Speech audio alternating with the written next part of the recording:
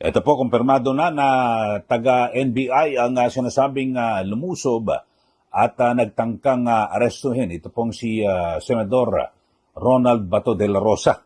Diba? At nagkaroon din ng putukan. Kasi ito, may binabang ito si Senator Amy Marcos.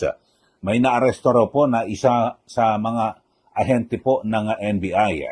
At kasi binalikan daw ho may naiwang bag. At dun sa pinakahagdan ng second floor ng gusali ng Senado at doon po nangyari yung pangyayari ng putukan kanina. So kung hindi niya binalikan, di sana siya nahuli. At ito raw pong ang sinasabi ay na NBI agent o confidential agent ay ang kanilang boss ay si Attorney Bomediano o yung po binabanggit at ng transnational, mga kababayan. At ang utos ay arestuhin si Bato anuman ang mangyari, kahit po sino ang masaktan. Aba, grabe ho itong misyon na ito, mga kababayan. Talagang ang lakas ng loob at parang iba ho ang tibay ng loob ho ngayon na mga taga-NBI.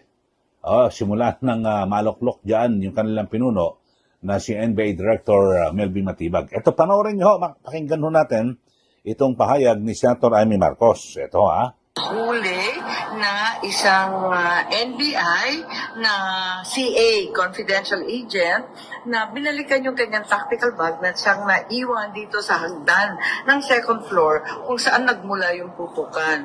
Ngayon, yung tao na nahuli, pinangalanan yung NBI boss niya, si Attorney Bomediano ng NBI Transnational Crime.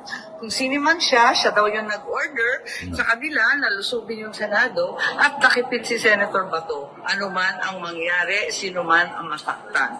Kaya eto nga, Attorney Bomediano, kung sino ka man, sana ipaliwanag mo kung paano ito nangyari na sinugod, linusob ang Senado at nagkaputukan sa amen dito sa mga senador ng ating republika. Hindi ito dapat nangyayari sa Pilipinas, higit sa lahat sa institusyon ng Senado. May nahuli. Okay, so yun po mismo pahayag ni Senator Amy Marcos na meron pong nahuli na taga-NBI. So ito po ay lumilitaw na parang hindi po nagkakatugma-tugma yung mga pahayag. At itong binamag ito ni Senator Amy Marcos ay kontra naman sa naunang pahayag ni Pangulong Marcos Jr. At ito, panoorin niyo ho, mga kababayan, at ipalalabas natin yung naging pahayag ng Pangulo. At 2 oras may 2 oras niya raw pong minomonitor yung kaganapan sa Senado. Ito, panoorin natin si Pangulong Marcos Jr. Minamahal kong kababayan, ako'y nais magbigay ng isang statement tungkol sa mga pangyayari sa Senado ngayong gabing ito. Noong 2 oras kalahati ko na minomonitor ang sitwasyon. At nung una kong nabalitaan na naputukan, ay ang una kong tinawagan ay si Sec. John Vic Remulla ng DILG. At tinanong ko, magpa-report ka sa mga pulis na nandun na kung may nangyari, kung meron silang ginawa. At tapos ang sunod na tawag ko naman ay sa NBI. At tinanong ko sa mga NBI at kay Director Matibag, kayo ba ay pumasok sa Senado? Sabi niya, wala kang instruction. Ang sabi sa akin, wala kang instruction, sir. Kaya ba't namin gagawin yun? Kaya masasabi ko sa ating mga kababayan, yung nakikita po ninyo na naka-uniforme sa loob, sa mga sa news, ang mga naka-uniforme doon, 2 klase. Yung PNP, police, na naka-duty sa Senado. Naandun sila para bantayan ng Senado, para mag-crowd control, para mag-secure ang Senado. Yung isa pang may hawak na naka-uniforme ay yung Marines, may Marine Detachment na nandun talaga sa Senado, tiga dun sila. Ang trabaho din nila is secure ang Senado at magbigay ng yung nakikita ninyong honor guard. Yan lang ang sundalo o pulis na nasa loob, tiga doon ang nandun. Yung isa pang nakita ninyong grupo na kasibilyan at may hawak ng mga mahaba, mga usayon, yun naman sa Sergeant at Arms ng Senado. So lahat ng nakikita ninyong naka-uniforme o armado ay nandun, ay tiga doon. Nandun sila talaga, doon sila nagjo-duty. At isa pa ay nais kong maibida sa inyong lahat, wala pong instruction kahit na kanino na hulihin si Senator Bato.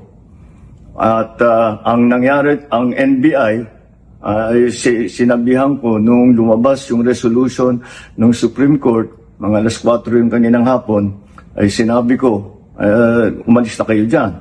Nag-comply naman sila. Kaya nung kausap ko si Director Matibag, sabi niya walang NBI doon, nandito lahat kami sa opisina.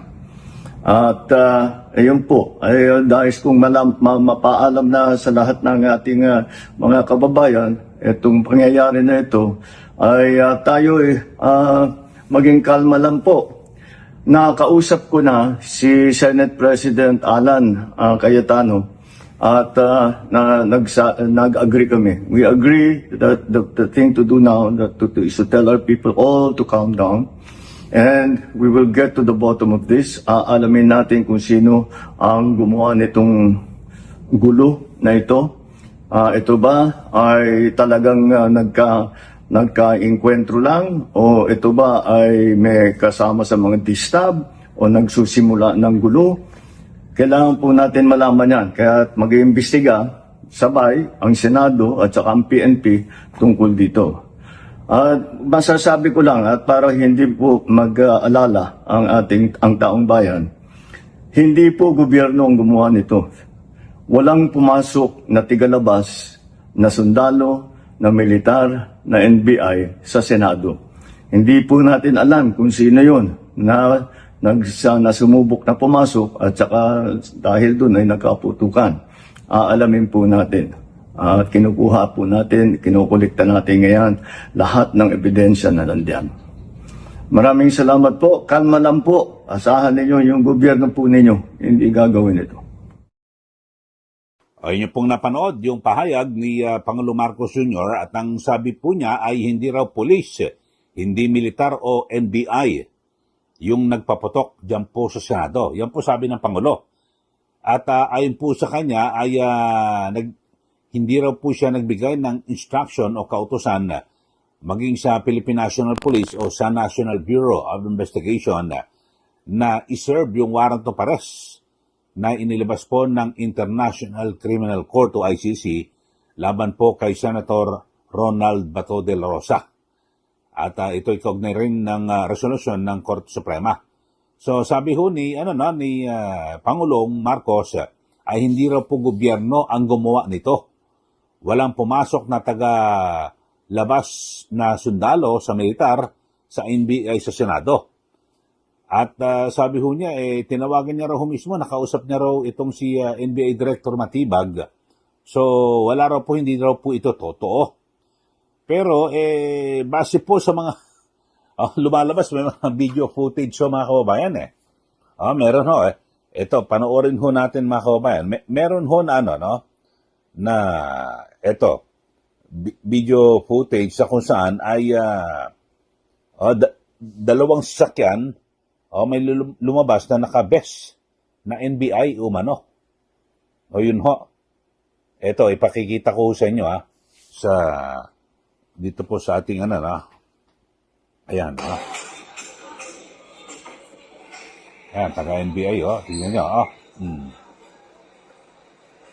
ayan yan may lumabas.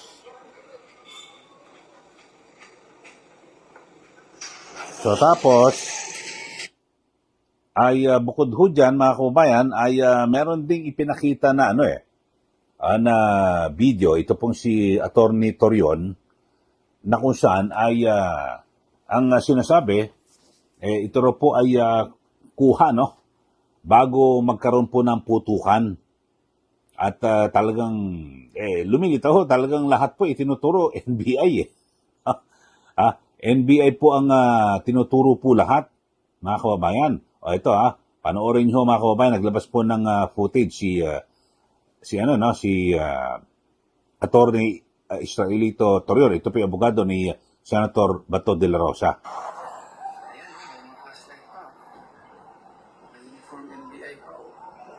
Ayan.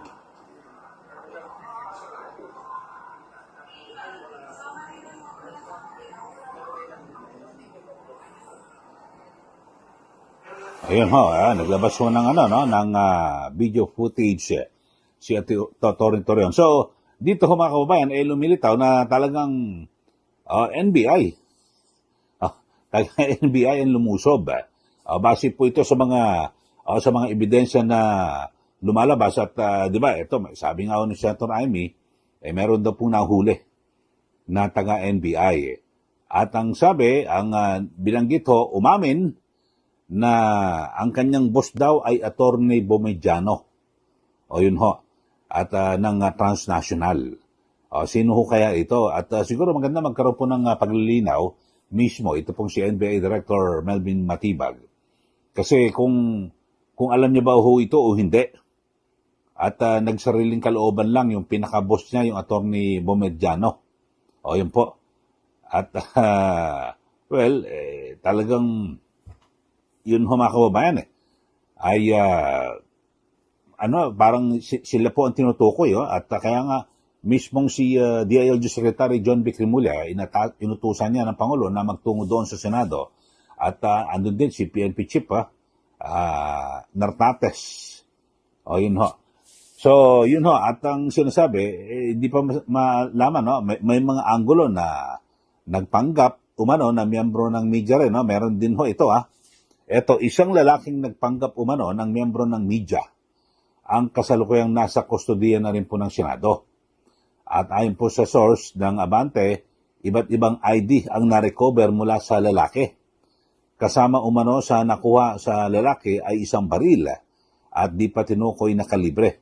So iniimbestigahan na rin ito kung may kaugnayan siya sa insidente ng pamamaril na naganap kanina sa loob ng Senado. So, eto nagpapanggap na media. Tingnan nyo rin baka kung hindi yan media, totoong media, kung taga-NBI ho yan. Basta maganda, lahat matukoy at magkaroon po ng malalimang investigasyon dito po sa nangyari dyan po sa Senado. Di po ba? So, yun ho mga kababayan at talagang ang pinaka-present lang ho sa Senado ay puro nasa yung bagong luklok na mayorya diyan po sa Senado. Sila po ang talagang na kung saan nagpupulong at nagko-caucus dahil sa pinadala na kasi po yung articles of impeachment ng mababang kapulungan laban po kay kay Vice President Sara Duterte. Kaya naman ito hong mga senador na miyembro po ng mayorya ay sila po ay nagko-caucus kasi sa layuning bilisan, madaliin ito hong pag-aksyon ng Senado dito po sa sa articles of impeachment laban po kay VP Sara Duterte. So ito, may binabanggit itong si Senator Amy Marcos na kung saan may mga senador daw nabigyan ng tip para makalis. Ito, panoorin po ninyo Tandaan ko mula sa aking mga empleyado, ang ating mga abogado sa Legis, sa opisina namin, sina Senator Gatchalian at Senator Subiri, nagbabakate na daw ng premises nila. Kaya nagtaka kami, bakit alam ba nila ang mangyayari? Dahil kami nagkakaupos at inaabangan yung pagdating ng mga articles of impeachment kasi talagang determinado kami na talagang mag-convene ka agad para walang masabi yung tao na nagtatakpan o dinidelay. Gusto namin na tanggapin na yung articles of impeachment. Anong kami, mahinahon na nagkakaupos na nag-uusapan kung ano dapat gawin. Biglang ang balita, pati daw si Rules Secretary, si Mavic Garcia, nakatanggap din ng abiso na umalis ka na dyan, magkakagulo. Bakit alam nila? Kaya ako nagtataka, ang balita si Senator Lore nakatanggap din ng abiso. Pero ayaw naman niya maniwala, ayaw niya kami iwanan. nagtataka ako bakit yung iba pinagsabihan. Ibig sabihin, may nakakaalam, meron din naiwan, katulad namin, dun sa putukan, sa mausok at talagang kinandado kami doon. Kaya nagtataka ako, sino kaya ang nag-utos na lusubin ng Senado na may apat na nakakaalam, ngunit kami walang kamalay-malay. Ma'am, nasan kayo nagkaputukan din mo? Ayun, so yun ho mga kababayan ang pahayag ni Senator Amy Marcos.